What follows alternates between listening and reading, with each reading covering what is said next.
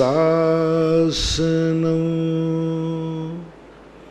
जैनं जयतु शासनं।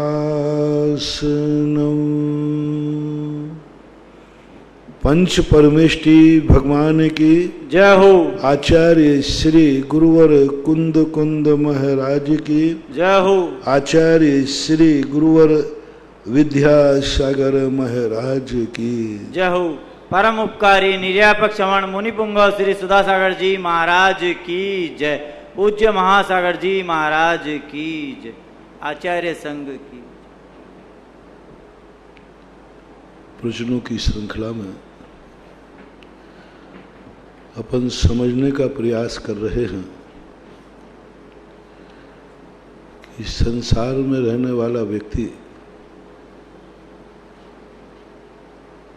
कैसे सामंजस्य बैठाल के रहे कि मैं अपने एकाकी स्वभाव का भी आनंद लूं, निश्चय को भी प्राप्त करूं और व्यवहार भी न बिगड़े, क्योंकि हमें दोनों चीजें चाहिए। मंजिल ही नहीं चाहिए, रास्ता भी चाहिए। अभी अपन रास्ता में तो हैं ही। मंजिल की सुरक्षा ही नहीं देखना, रास्ते की सुरक्षा देखना। मंजिल तक पहुंचने के पहले हमें ये विचार करना है कि हम, कई लोग क्या करते हैं, मंजिल के संबंध में इतना विचार करते हैं कि रास्ते के संबंध में सोचने का उनके पास समय ही नहीं बचता। रास्ते के संबंध में विचार ही नहीं कर पाते, सोचते भी नहीं। मंजिल से प्रभावित हो गए ना। निश्चय मंजिल है, अध्यात्म मंजिल है, समयसार मंजिल है, शुद्ध उपयोग मंजिल है, अनंत चतुष्टय मंजिल है, लेकिन उसके रास्ते में पड़ा हुआ है स्वय चतुष्टय। मंजिल हमारा स्वय चतुष्टय नहीं है, वो तो अनादिकाल से हमारा है। मंजिल हमारा है अनंत चतुष्टय। अनंत चतुष्टय बिल्कुल भिन्न चीज और स्वय चतुष्टय बिल्कुल भिन्न चीज है। अनंत चतुष्टय हमें प्राप्त करना है, स्वय चतुष्टय को हमें संभालना है, क्योंकि हमारा स्वय चतुष्टय अनंत चतुष्टय को उत्पन्न करने में समर्थ नहीं है। पूर्ण रूप से वह स्वतंत्र नहीं है। जब भी किसी को अनंत चतुष्टय की प्राप्ति होती है, वह पहले अपने स्वय चतुष्टय को शुद्ध करता है, और जैसे ही स्वय चतुष्टय शुद्ध होगा, अनंत चतुष्टय प्रकट होगा। फसल को उगाने के लिए हमें खेत को शुद्ध करना पड़ता है।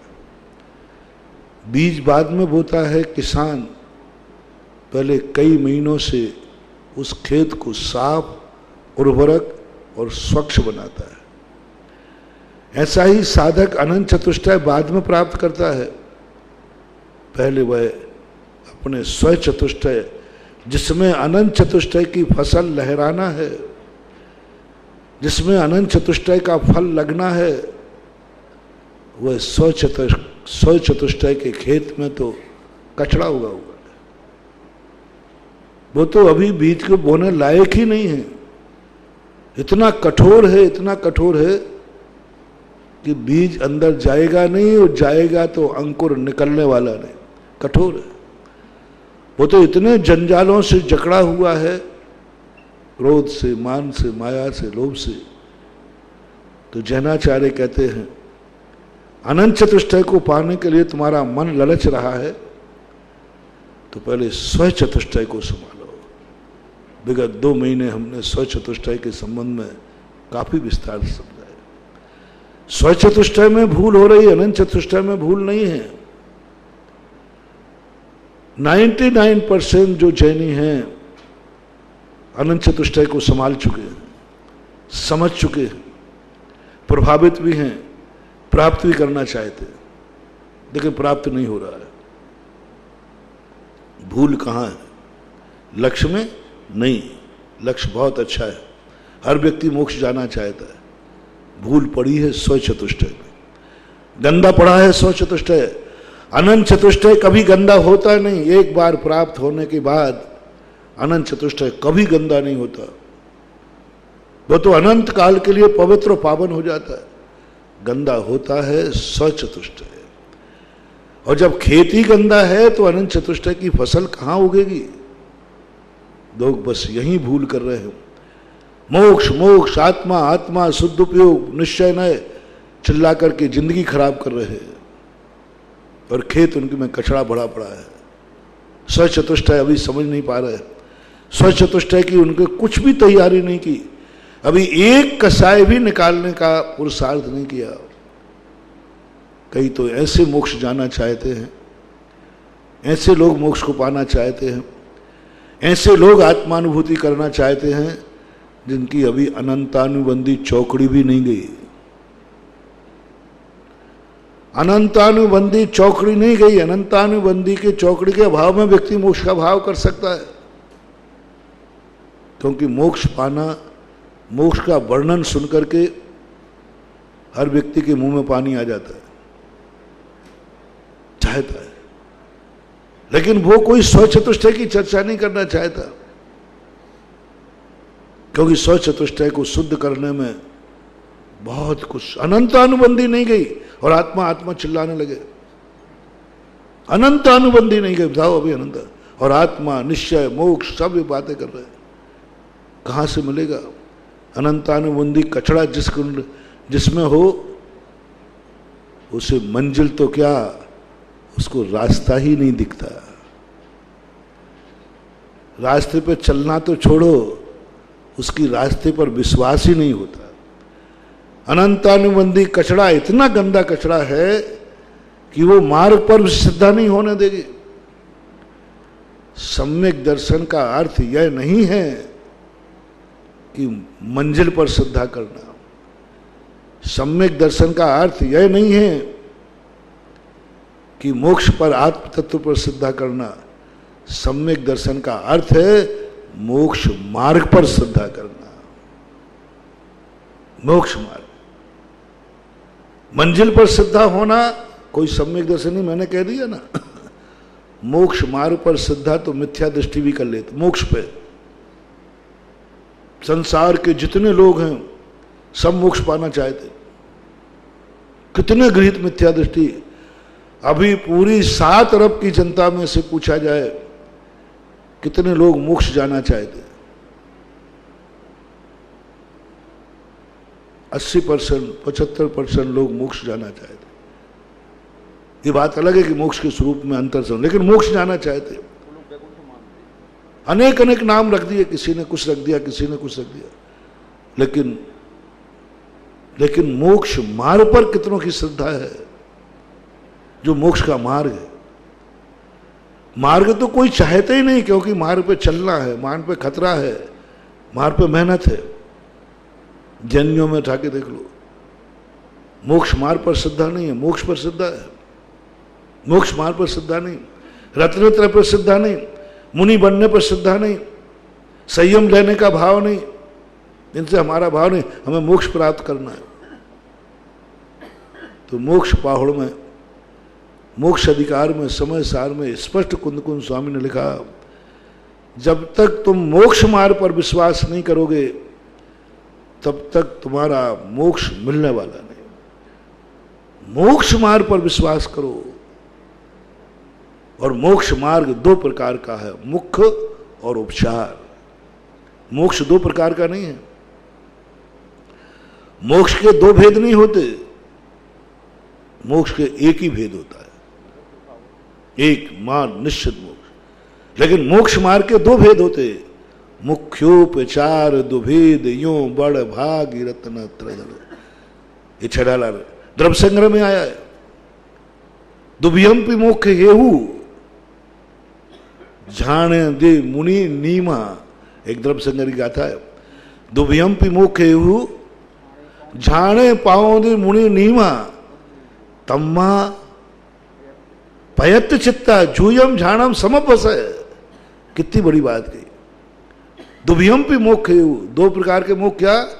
उपचार मोक्ष मार्ग और निश्चय मोक्ष मार्ग। व्यवहार मोक्ष मार्ग, निश्चय मोक्ष, ये दोनों प्रकार के मोक्ष मार्ग मुनि, कितनी बड़ी बात कही। दोनों प्रकार का मोक्ष मार्ग मुनि को ही होगा।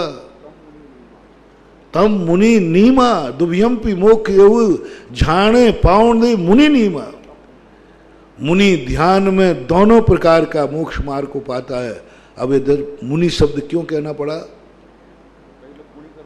कोई मुनि को गुणी कर देते हैं। अब मुनि में गुणी में क्या, माँ की एक बीच की डंडा मिटा दो तो गुणी हो गया। तुम्हारे मिटाने से काम नहीं चलेगा। तम्मा पयत चित्ता।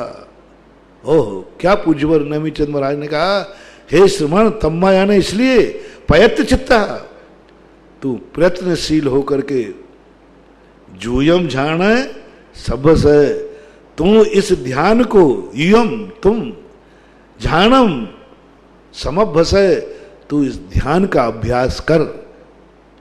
अब ध्यान मोक्ष नहीं है, ये मोक्ष मार्ग है। अब यहां ये जो भूल पड़ी रहती है हमारी, ये पूर्ण भूल हमें मिथ्या दृष्टि बनाए पड़ी है। इसलिए जो सम्यक दर्शन प्राप्त करना चाहते हैं वे मोक्ष पर सिद्धांत तो करें, लेकिन साथ में मोक्ष मार्ग पर सिद्धांत करें।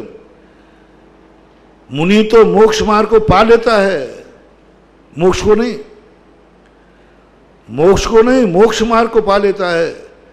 लेकिन गृहस्थ अविरति ना मोक्ष को पाता है और ना मोक्ष मार्ग को पाता है, मात्र मोक्ष मार्ग पर श्रद्धा करता है, आस्था करता है। जितना चिंतन, जितनी चिंता व्यक्ति कार्य के संबंध में करता है, उतनी चिंता यदि व्यक्ति कारण के संबंध में कर ले तो बेड़ा पार हो जाएगा। जितनी ललक हमारी मोक्ष पाने की है, कार्य को संपादन करने की है, उतनी रुचि हमारी उसके साधन में लग जाए। क्या गजब की बात पूछे। उन्होंने ये नहीं कहा कि तू मोक्ष पाने का पुरुषार्थ कर, मोक्ष पाने की श्रद्धा कर, मोक्ष पर विचार कर।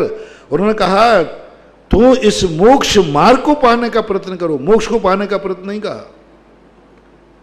मोक्ष को पाने का कोई प्रयत्न नहीं कहा।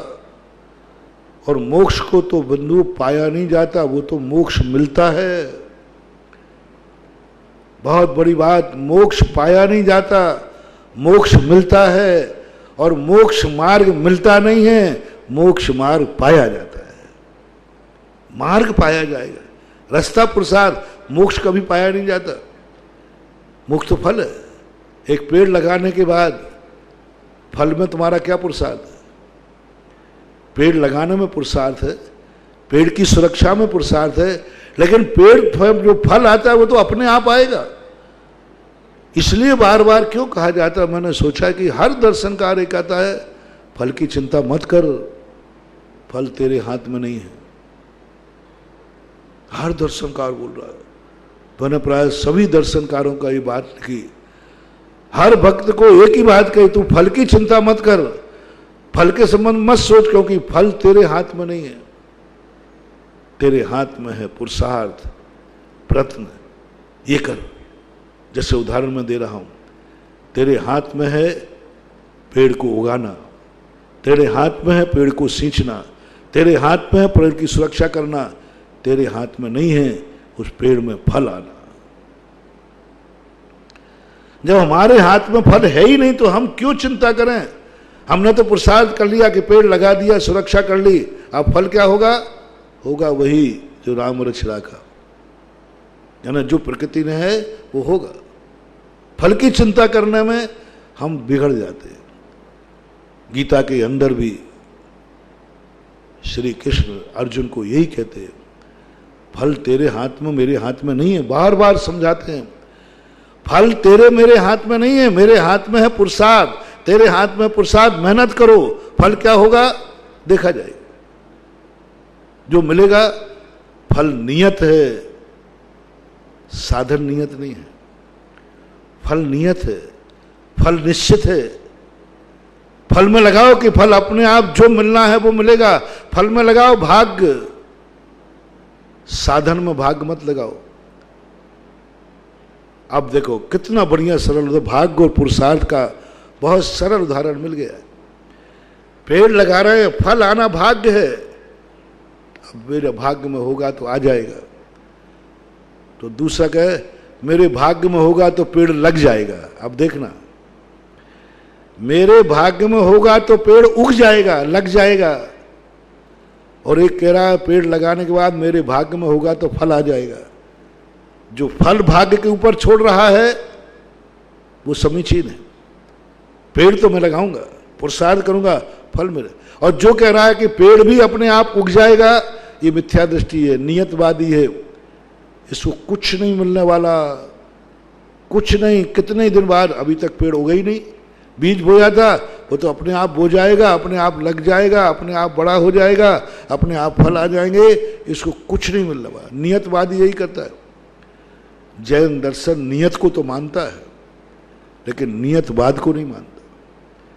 नियत ये कहती है कि पुरुषार्थ करने के बाद जो तुम्हें मिलेगा वो नियत है, वो भाग्य है, उसमें तुम्हारा कोई पुरुषार्थ नहीं चलेगा। लेकिन जहां वो कार्य होता है, जहां वो फल लगता है, वह तो पुरुषार्थ से ही मिलेगा।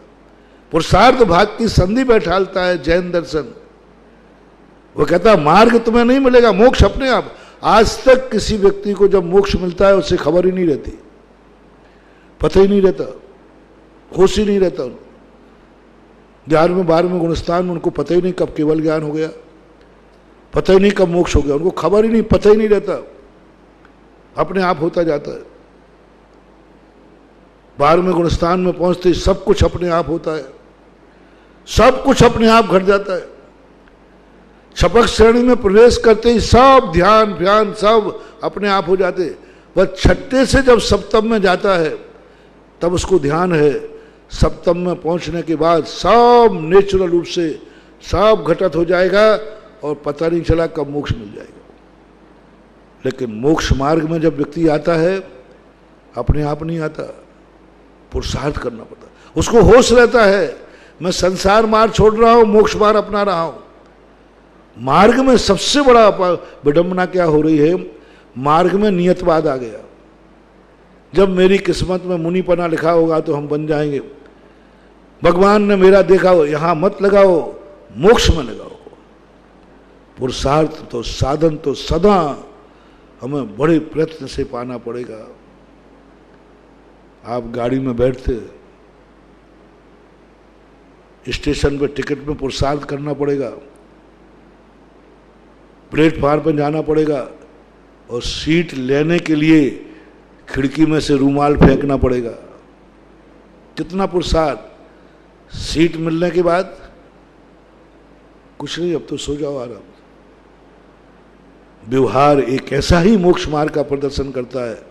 अनादिकाल से जीव निश्चय में नहीं भटका है, व्यवहार में भटका है।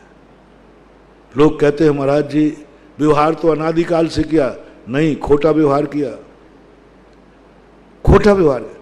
निश्चय में कोई भटकता नहीं, सारे भटकन व्यवहार में है। दुर्घटनाएं व्यवहार में होती हैं, चूक व्यवहार से होती है, लुटता व्यवहार में है। निश्चय तो एकदम पैक है, सुरक्षित, कहीं कोई गड़बड़ है ही नहीं,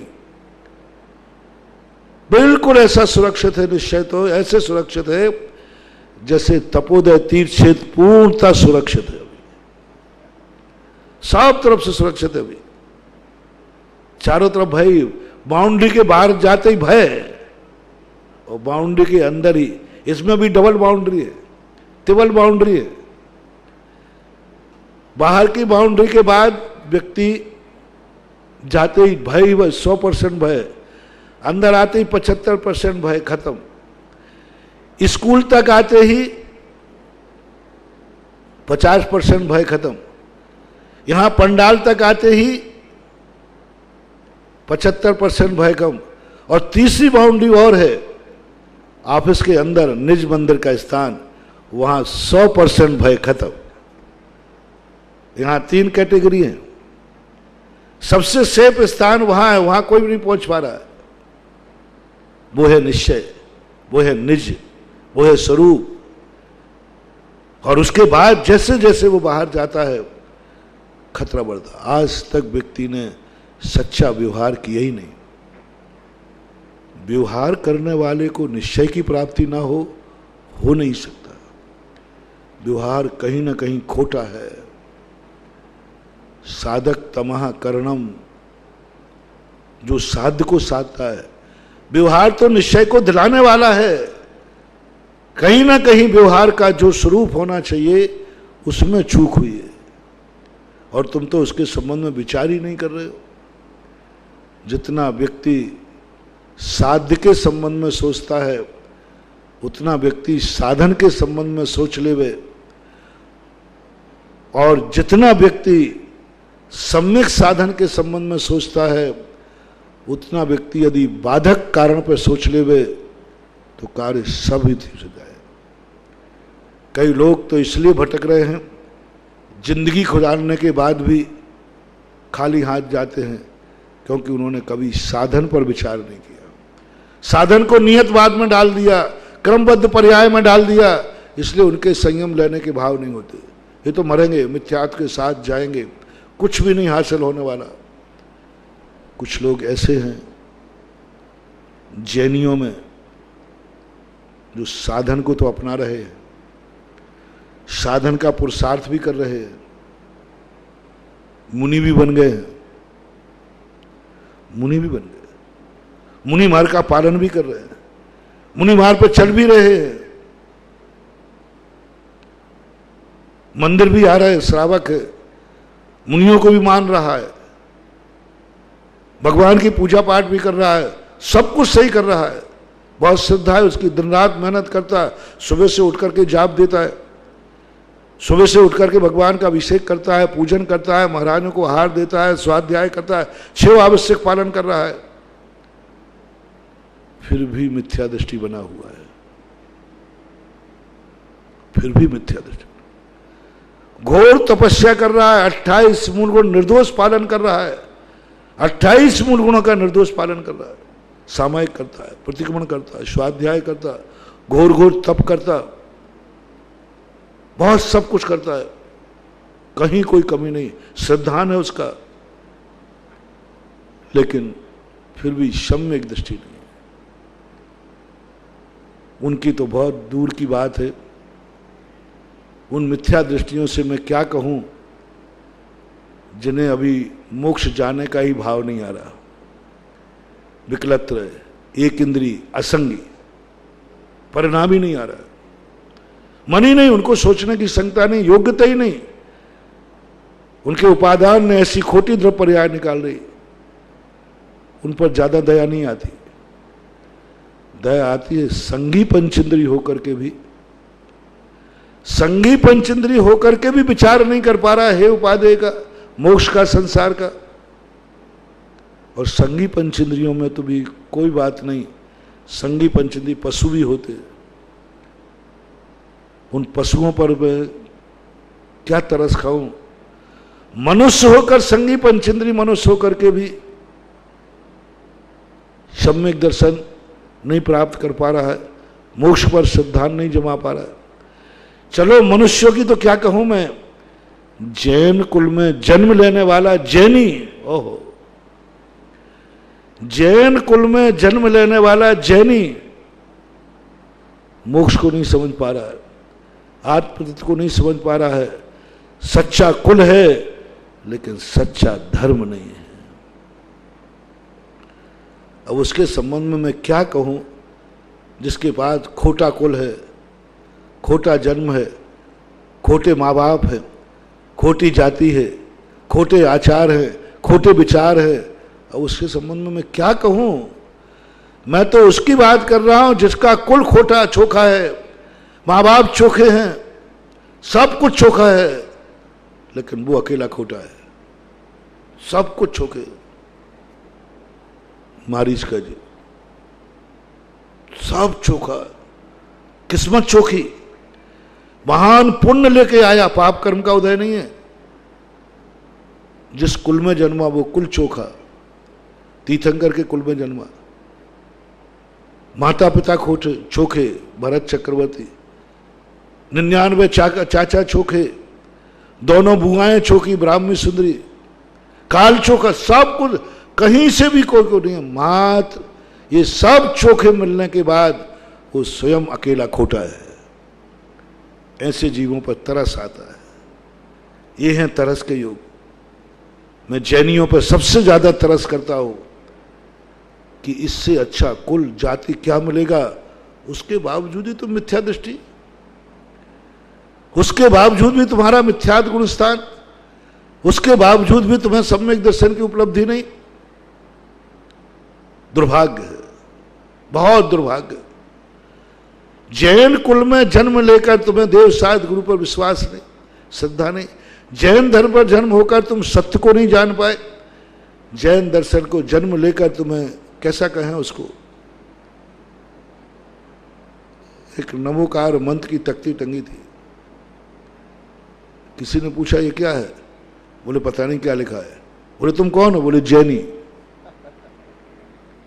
मिल जाएंगे, ऐसे चिंता नहीं करना, ऐसे मिल जाएंगे जैनी अभी जो नमोकार मंत्र को भी नहीं जानते। अब बोलो क्या है इनका? जैनी होकर नमोकार मंत्र नहीं जान रहा। 24 भगवानों के नाम नहीं आते अभी। कितने लोगों से आप पूछोगे तो 24 भगवानों के कहोगे कि नाम, बोले साहब मुझे पता नहीं। कौन हो तुम? बोले जैनी हो। हाँ, इसलिए सिखाया था। जैनी का जो वैसे को जैनी हो, इन पर तरस आ रहा है। जैन कुल में जन्म लेकर नमोकार मंत्र नहीं आता। जैन कुल में जन्म लेकर तुम्हें अभी सही अहिंसा धर्म समझ में नहीं आया। जैन कुल में जन्म लेकर के तुम ओहो कुछ नहीं आ रहा तुम्हें। एक नगर में व्यक्ति बहुत दिनों से रह रहा, 2500 साल से रह रहा था। वो एक दिन बिहार कर रहा था। मैं रास्ते चलते चलते आया, नाम स्थान नहीं बताऊंगा, पर चलते चलते मैं से बैठे थे पेड़ के नीचे। वो उसी गांव से, कहाँ से आए? फलाने नाम। तो मैंने कि वहाँ कितने मंदिर हैं? बोले महाराज जैन मंदिर है, ये मुझे पता नहीं। मैंने तुम हो कौन? जैनी। अब बोलो 2500 साल से रह रहा है, उसे ये पता नहीं कि जैन मंदिर कहाँ हैं और कितने हैं। जैन मंदिर है भी, ये भी मुझे पता नहीं। जैन मंदिर नहीं बता पाया। मैंने कोई एकाध मंदिर, महाराज मुझे एक भी मंदिर का पता नहीं, मुझे कुछ भी मालूम नहीं। मैंने आंख बंद कर ली। ऐसे कर्मचारी अभी सम्मेद शिखर में जैनी हैं जिन्होंने सम्मेद शिखर की वंदना नहीं की, और कोठियों पे कर्मचारी हैं, मैनेजर हैं, सब कर रहे, लेकिन सम्मेद शिखर की वंदना नहीं की। वहीं रह करके, और की है तो एकाध वंदना की है। एक संस्मरण सुनाया था मैंने, जब 1983 में शिखर जी गए, वहाँ का एक मैनेजर था, आया। मैंने तुम बड़े भाग्यशाली हो कि सम्मेद शिखर में नौकरी मिली और सम्मेद शिखर में मिली।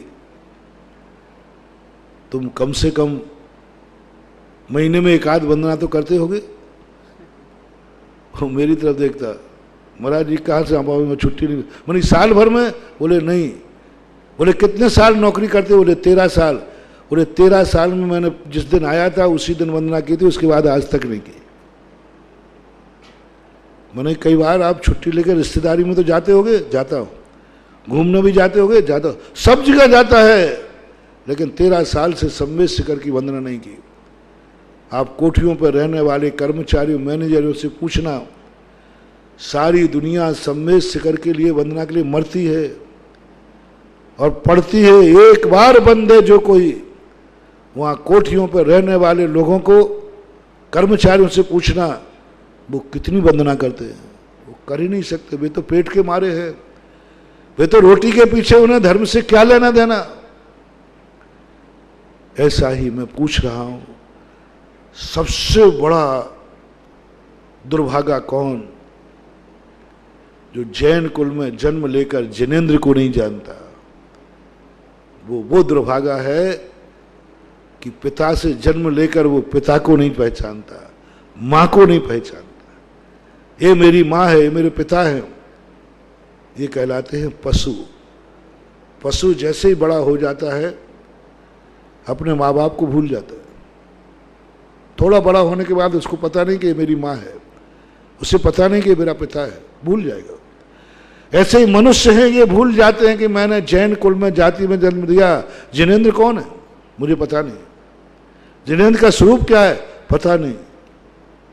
ये सबसे बड़े दुर्भाग्य का है। और उसमें भी मंदिर पता है तुम्हें, गुरु पता है तुम्हें, नमोकार मंत्र पता है। हाँ महाराज मालूम है मुझे, इतने मंदिर हैं, मैं दर्शन भी करता हूं, सब कुछ जानते हैं, उसके बावजूद भी तुम रात्रि में खा रहे हो। एक बार नमोकार मंत्र पढ़ने वाला फिर भी गुटखा खा रहा है। यह है सबसे बड़ा दुर्भागा। ये मरेगा, मैं क्वालिटी बता रहा हूं। किसके ऊपर है शुभ कर्मों का जगह? तुम्हें नमोकार मंत्र आता है? बोले आता है। इस मुंह से नमोकार मंत्र पढ़ा फिर भी गुटखा खा रहा है। नमोकार मंत्र एक बार जिस मुंह से निकल जाए वो मुंह तो इतना पावन और पवित्र होता है, उसमें कोई गंदी चीज जा नहीं सकती और गंदी गाली निकल नहीं सकती। और तुम गुटखा खा रहे हो। जैन कुल में जन्म होकर देव साध गुरु को तुम पहचानते हो, नमोकार मंत्र आता है, फिर भी रात में खा रहे हो, फिर भी आलू प्याज खा रहे हो। ये सबसे बड़ा दुर्भाग्य। उसके बावजूद भी तुम मिथ्या दृष्टि बने हो, जानते हो। इससे बड़ा और बड़ा पापी और बड़ा दुर्भागा जिसकी चर्चा अपन कर रहे हैं, सब त्यागी है, श्रावक है, रात में नहीं खाता, षड आवश्यक का पालन करता है, अभक्ष नहीं खाता, सब कुछ अच्छा है, लेकिन उसके बावजूद भी वह मिथ्या दृष्टि है। अभी और महान दुर्भाग्य, सब कुछ सही है, सब कुछ सही है, सब कुछ कर रहा है, लेकिन मिथ्या दृष्टि है। अब इसको कितने दुर्भाग्य कहूं, कितने जैनी हैं जो कहो रात में नहीं खाते हो, कितने जैनी हैं जो अभिषेक पूजन करते हैं, कितने जैनी हैं जो माला फेरते हैं, उसके बावजूद भी खोटे देव साध गुरु को पूजते हैं। मैंने ऐसे जैनियों को देखा जो बिना अभिषेक पूजन के पानी भी नहीं पीते। देखिए उनके अभी कुदेवों का त्याग नहीं है, खोटे देवों का त्याग नहीं है। वे खोटे देवों के यहाँ अगरबत्ती लगाते मिलते हैं, वे खोटे देवों के यहाँ नारियल फोड़ते हुए मिलते हैं, वे चबूतरे और आलों को पूजते हुए दिखते हैं। सब में जो अपनी चर्या शुद्ध कर रहा हूं उनकी कह रहा हूं, सब कुछ सही है, कहीं गड़बड़ी नहीं है चर्या में, लेकिन अभी खोट नहीं छूट रही है, खोट नहीं छूट।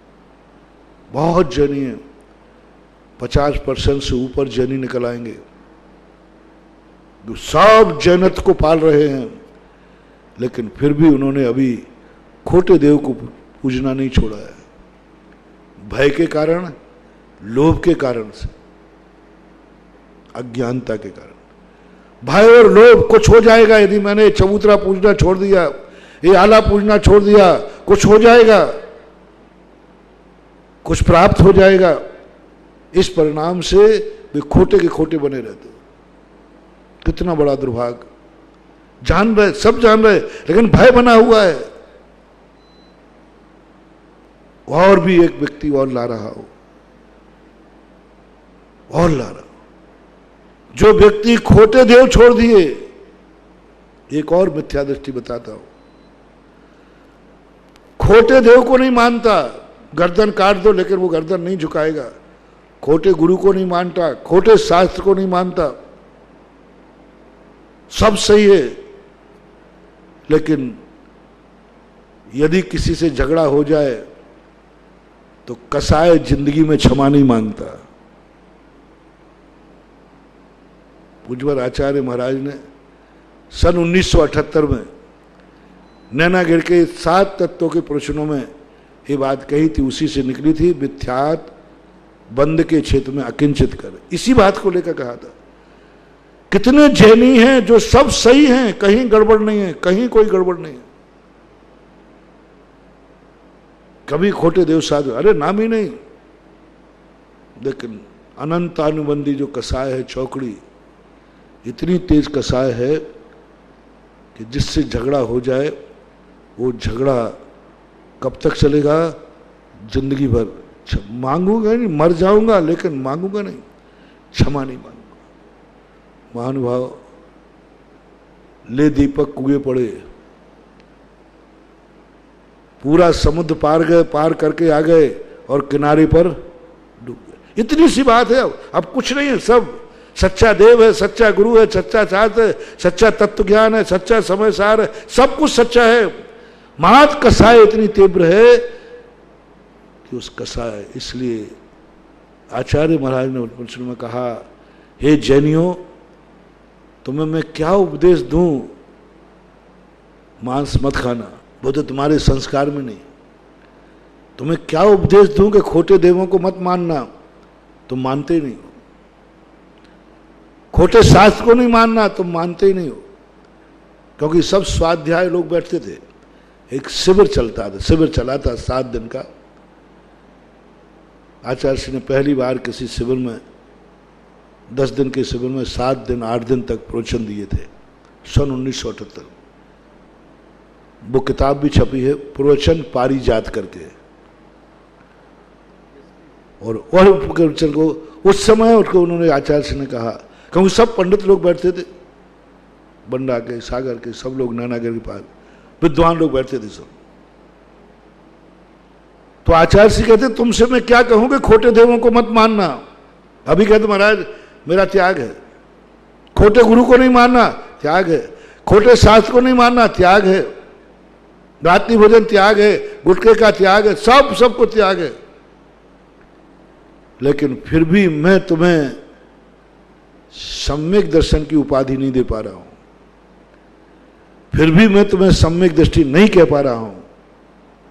क्योंकि कितने लोग हैं जिनका किसी से राग द्वेष हुआ हो और 6 महीने से ज्यादा हो गए हो। इस मंत्र का 1008 बार जाप करो, फलाने उसको इतनी पूजा करो, फलाने देवता को मानो, फलाने को मानो, ऐसे खूब जम के साथ उधर व्यक्ति परेशान रहता है, लोभ में आ जाता है। तुम उस लोभ को भी जीत के आ गए। यानी तुम्हें खोटा देव, खोटा साथ, खोटा गुरु नहीं डुबा पाया, डुबा दिया तो तेरे भाई ने, भाई की कसाय ने। 10 साल हो गए तुम भाइयों को। अब देखना, पूरे गुण बता दिए, अभिषेक पूजन सब कर रहा है, 4 बार स्वाध्याय करता है, बिना अभिषेक पूजन के पानी नहीं पिए, रात में खावे नहीं, गुटखा खावे नहीं, आलू प्याज खावे नहीं, शुद्ध 16 का भोजन करे। लेकिन भाई से कसाय को 10 साल हो गए। मिथ्या दृष्टि, नियम से मिथ्या दृष्टि।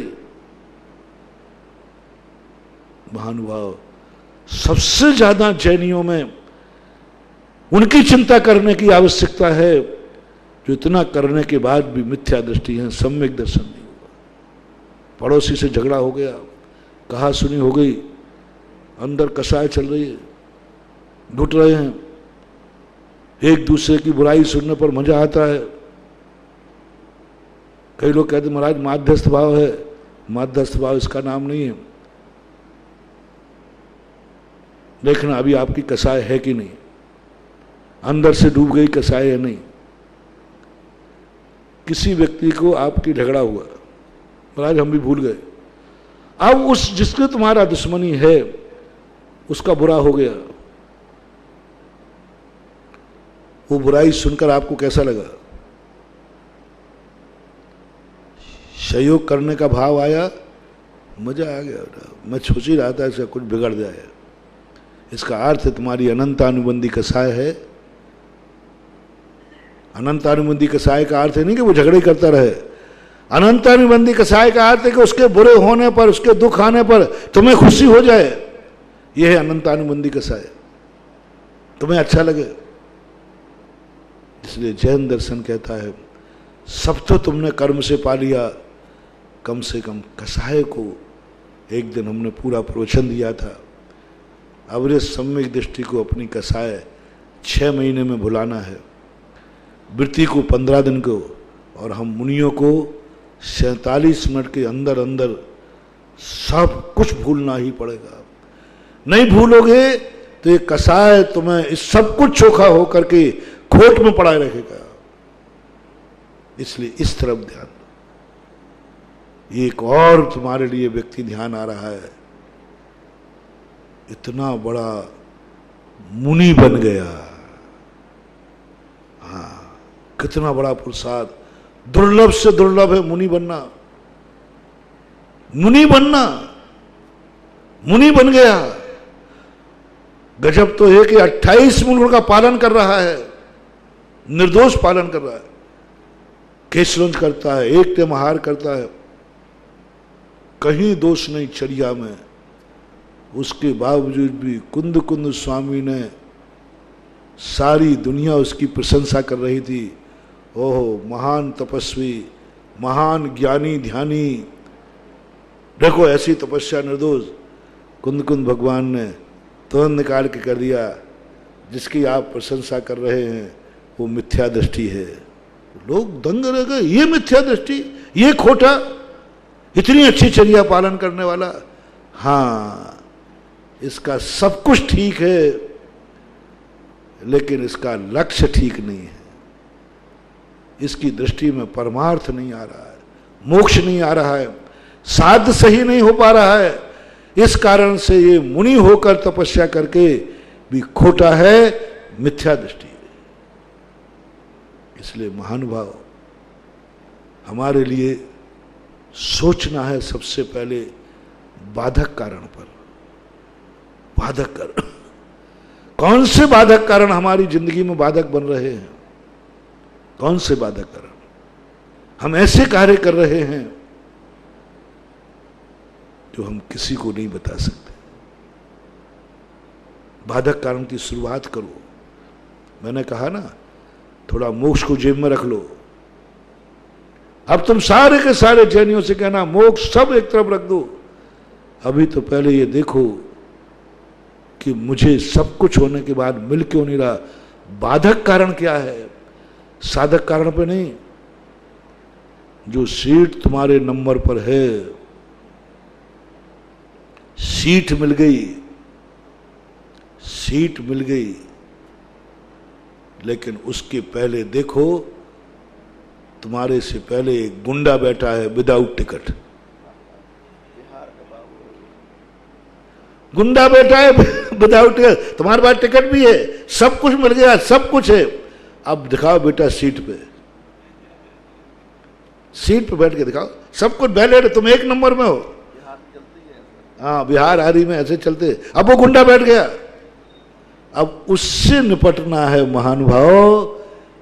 हमारा सब कुछ सही हो गया, टिकट ले लिया, सम्यक दर्शन पा लिया, सब कुछ मैंने पा लिया, लेकिन ये कर्म रूपी मिथ्या गुंडा अनुभव नहीं करने दे रहा है, चारित्र नहीं लेने दे रहा है। सिद्धांत हो गया पक्का, मिल गई सीट, यही सीट है मेरी, नंबर सब कुछ सही है, लेकिन उस पर पहले गुंडा बैठा है। कितने सम्यक दृष्टि पड़े हैं इस संसार में, कितने अविरत सम्यक दृष्टि पड़े हैं जिन्हें सब ज्ञान है, तत्व का ज्ञान है, मोक्षवाद सब ज्ञान है, लेकिन वे आत्मा का आनंद नहीं ले पा रहे। क्यों? सीट पे गुंडा बैठा है, असंयम रूपी गुंडा। उससे कह के देखो, पहले उस गुंडे को पकड़ लेना, वो आंख बंद करके मस्ती से बैठा है। अब उसको छेड़ना है भैया, पहली बात तो जगा के ही देखो, साबुन निकल जाएगा। और जगाने के बाद ये भी कहो भैया ये सीट मेरी है, तो थोड़ा दांत बचा के रखना, गुंडा है। और फिर तुम ये कहो तुम उठो यहां से तो खोपड़ी बचा के रखना। यदि तुमने गुंडे से कह दे उठ यहां से मैं बैठूंगा मेरी सीट है, तो खोपड़ी फोड़ देगा, प्राण ले लेगा। हटा के देखो, बहुत जबरदस्त गुंडा है ये। असहीमी गुंडा इतना जबरदस्त है कि व्यक्ति को सम्यक दर्शन होने के बाद भी अर्ध पुद्गल परावर्तन काल तक नचा देता है। अर्ध पुद्गल परावर्तन काल तक व्यक्ति घुमाता है, सीट नहीं देता। सीट लिए बैठा है, नंबर लिए बैठा, टिकट का रिजर्वेशन है, सब कुछ है, लेकिन गुंडा, असहीमी गुंडा एक ऐसा है। अप्रत्याख्यानावर्णी कसाय एक ऐसी है। अनंतानुबंधी कसाय तो तुम्हारे लिए गाड़ी सीट में ही नहीं मिलने देगी, वो घुमाती रहेगी। लेकिन अप्रत्याख्यानावर्णी कसाय तो बहुत खतरनाक। तुम खड़े हो, सीट का नंबर है और गुंडा बैठा है जो टिकट भी नहीं लिए, विदाउट टिकट है। कुछ नहीं, अर्ध पुद्गल परावर्तन काल तक मैं तुम्हें भटका दूंगा। होता है ऐसा कई बार। आप लोगों की यात्राओं में ऐसे मौके आते होंगे। संस्मरण लिखा है गणेश प्रसाद वर्णी ने। एमपी में सागर से आगे बंडा के बीच में एक कर्रापुर स्थान पड़ता है। वर्णी जी थे, वो गाड़ी में बैठे, बाकायदा ईमानदार से टिकट ले गया था, बाकायदा सब बैठा। कोई कहता थानेदार, कोई कहता कोई गुंडा वहाँ का आया। तो कंडक्टर कहता है पूरी गाड़ियों में, सवारियों में कंडक्टर किनको खाली कराए, जो सीधा साधा होगा। क्योंकि धोती दुपट्टा ब्रह्मचारी बन के रहते थे। तो कंडक्टर बोले बाबा जी आप खड़े हो जाइए। बोले क्यों, अभी मेरी स्टेशन थोड़ी आई है। बोले ये सीट खाली करना है। बोले क्यों, मैंने तो सीट नंबर लिया है, सीट है, टिकट है। बोले नहीं आपको खाली करना पड़ेगा, यहाँ दरोगा साहब आ रहा है या लंबरदार साहब आ रहा है, दोनों कथन वो बैठेंगे। वर्णी जी तो न्यायाचार्य थे। बोले कौन से न्याय, क्या वो टिकट ले रहे हैं? नहीं वो टिकट नहीं लेते हैं, वो टिकट नहीं लेते और लेंगे भी नहीं। हाँ साहब वो ना लेंगे ना लेते हैं। मैंने तो टिकट लिया है और तुम मुझे टिकट लेने वाले को सीट से उठा रहे और बिना टिकट वाले को बैठा लोगे। कंडक्टर का साहब बैठाना पड़ेगा, नहीं तो तुम्हारा थोबड़ा फूटेगा और मेरा भी फूटेगा, और वो बैठेंगे इसी सीट पे, तू भी पिटेगा और मैं भी पिटूंगा। वर्णी जी कहते ये कहां का न्याय। जब तक वो आ ही रहे थे, अब वो तो डर रहा था। उसने वर्णी जी को हाथ पकड़, उठ रहे हुए नहीं, मैं हाथ पकड़। तो वर्णी जी कहते ध्यान रखना, अन्याय पूर्वक यदि तुमने मुझे उठाया तो मैं उठूंगा नहीं, और उठूंगा तो जिंदगी में कभी फिर इस गाड़ी में बैठूंगा नहीं। कंडक्टर को क्या फर्क पड़ता, अरे मत बैठना तू, उठ यहां से, और हाथ पकड़ उठा दिया। गाड़ी रुकी, वो गुंडा गाड़ी में बैठा और वर्णी जी गाड़ी से उतरे और उतर करके 9 बार नमोकार मंत्र पढ़ लिया। जहां ऐसा अन्याय होता हो ऐसी गाड़ी में मैं अब जिंदगी में कभी बैठूंगा नहीं, जिंदगी में कभी गाड़ी में नहीं बैठूंगा, त्याग कर दे। वही 9 बार नमोकार पढ़ लिया, उसके बाद वो जिंदगी में कभी गाड़ी में बैठे नहीं। लेकिन उस कंडक्टर को दया नहीं आई। मैंने कहा हाँ हाँ मत बैठना, दया नहीं आई, और उसको फोकट में दे दी। ये संसार है, यहां कुछ भी हो सकता है, कुछ भी हो सकता है। यहां कोई अनहोना नहीं, सब कुछ घटित हो सकता है। कर्म सिद्धांत में देख लो, चौथा गुणस्थान वर्ती, टिकट ले लिया मोक्ष जाने का, तो भी असहमी अप्रत्याख्यान रूपी कसाय गुंडा कहता है सीट खाली नहीं करूंगा। खाली करा के देख लो, खाली करा के देख लो, बहुत कठिन हो रहा है। वो बैठ गए आकर के, लोग सम्यक दर्शन पा करके भी अर्ध पुद्गल परावर्तन काल तक भटक रहे हैं। किसकी बदौलत? इच्छा की, इच्छा तो है, पुरुषार्थ है, लेकिन अप्रत्याख्यान अवर्णी कसाय आगे नहीं बढ़ने दे रही, आगे बढ़ने नहीं दे रही। इसलिए महानुभाव, सबसे पहले सीट मिल गई, सीट नंबर मिल गई, अब सबसे मुसीबत है बाधक कारण है, वो गुंडा बाधक है, वो गुंडा बाधक है। इसलिए सीट नंबर लेने के पहले देख के आ जाओ, उस पर गुंडा तो नहीं बैठा। सीट नंबर मिल जाने से सीट मिल जाएगी, सम्यक दर्शन होने से तुम्हें मोक्ष मिल जाएगा, ये भरोसा मत करना, बहुत भरोसा मत करना। सम्यक दर्शन पा करके भी लोग 7 नरकों में जाकर पड़ जाते, सम्यक दर्शन छूट जाता है। इसलिए जैन आगम कहता है सबसे पहले बाधक कारण को पहचानो,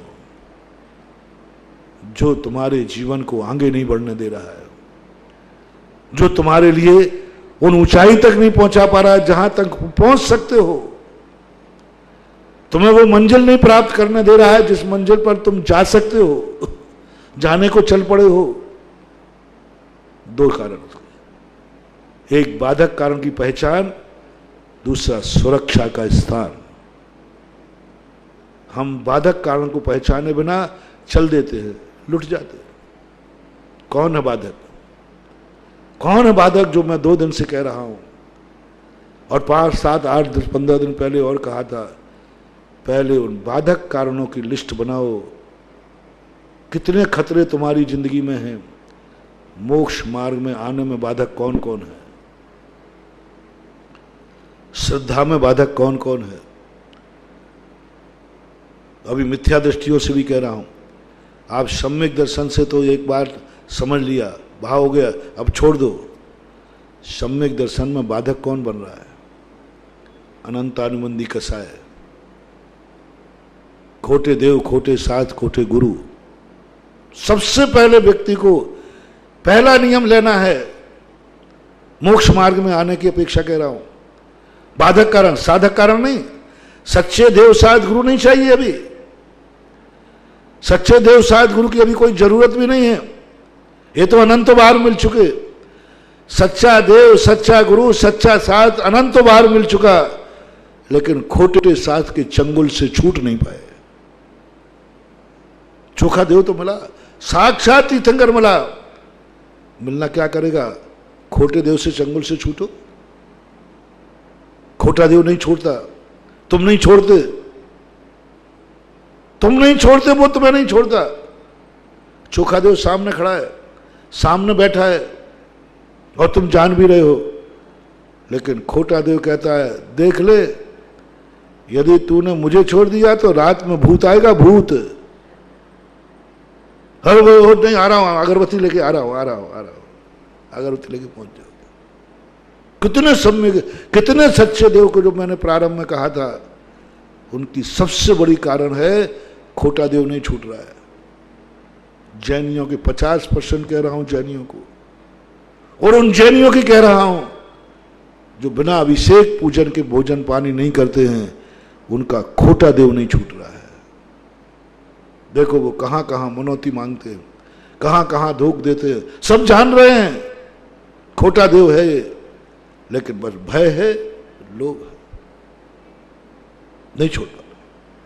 इसलिए जैन दर्शन में तुम्हारे लिए प्रवेश करना है तो सारे संसार से मेरा कहना है, चोखा देव, चोखे गुरुदेव की पहचान मत करो अभी, पहले तुम खोटा देव छोड़ने का प्रयास, लिस्ट लिखो। पहला, मुझे आत्मकल्याण करना है तो सबसे पहले खोटे देव के चंगुल से, पर इसमें खोटा गुरु और खोटा शास्त्र, ये 2 चीज, 3 चीजें छोड़ना है।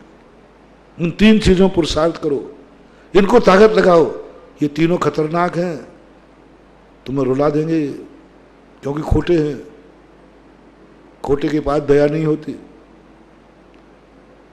खोटा गुंडों के समान होता है। जब तक वो तुम उनसे अनुकूल चल रहे, ठीक है, जिस दिन गड़बड़ कर दोगे उसी दिन मिटा देगा। अमेरिका ने लादेन को पैदा किया, उसी को मिटा दिया। सांप को दूध पिलाया, मौका पड़ते खा लेगा, खोटा देव है।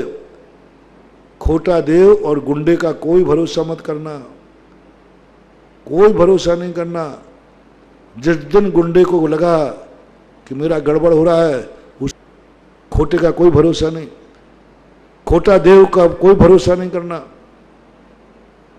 खोटे लोगों से प्रेम करोगे, जिस दिन वो आता हमारे शास्त्रों में गणिका प्रेम, गणिका किससे प्यार करती है, कितनी प्यार करना, कितनी देना। जिस दिन तुम्हारे पास धन कमाना खत्म हो जाएगा, उठा के शौच कूप में फेंक देगी। चारू दत्त का चरित्र पढ़ो, हो रोंगटे खड़े हो जाते। चारू दत्त का चरित्र पढ़ो, पूरी कहानी तुम पढ़ लेना। हम आते एक छोटा सा प्रसंग है। सारा 56 करोड़ की दीनारें उसको दे डाली बेश्या के लिए, 56 करोड़ की दीनारें दे डाली, सब कंगाल हो गए। अंत में जब एक दिन मंगल सूत्र लेकर पहुंचा, उसने ये नहीं सोचा कि इसने सब कुछ मुझे दे दिया, अपने पास तो कुछ नहीं दिया। खोटा प्रेमी। और राग इतना प्रदर्शित करती है, इतना प्रदर्शित कि ओरिजिनल पत्नी भी इतना प्रदर्शित नहीं करे। लेकिन उसका राग नगर नारी को प्यार यथा कादे में है ममल। नगर नारी का प्यार बहुत खोटा। उसको यह नहीं आया कि सारी संपत्ति इसने दे दी, हमारे लिए दे दी, अब इसके पास कुछ नहीं बता। मंगलसूत्र तो वापस कर देती, वो भी दे लिया। उसी दिन रात में उसको शराब पिला करके और कहां फेंक दिया, शौच के कुएं में, गंदगी के कुएं में फेंक दिया, गड्ढे में। क्योंकि अभी कोई काम कर नहीं रहा, क्योंकि वो प्यार व्यक्ति से नहीं करती, वो किससे करती है, पैसे से प्यार करती है। उसको कोई व्यक्ति से मतलब ही नहीं है, पैसे से मतलब है, फेंक दिया। सुबह जब कुत्ते सूकर आए, जब उन्होंने उसको चाटा, तब उसको होश आया। हो वो अंदर आने लगा, है नीचे में आने के दरबार में जाने, अरे मैंने तुझे सब संपत्ति लुटा दी। बोले कुछ भी नहीं, संपत्ति लुटा दी, अभी भी लुटा। खोटा देव ऐसा होता है। खोटा देव आशीर्वाद दे रहा है, खोटा देव तुम्हें सबको दे रहा है। विश्वास मत करना। जिस दिन तुम खोटे देव को देना बंद कर दोगे, बर्बाद कर देगा, मिटा देगा। खोटा है वो, खोटा है, उठा के शौच कूप में पटक देगा। इसलिए सावधान, खोटे देव को छोड़ना है, बहुत सावधानी से छोड़ना। महावीर भगवान की जय।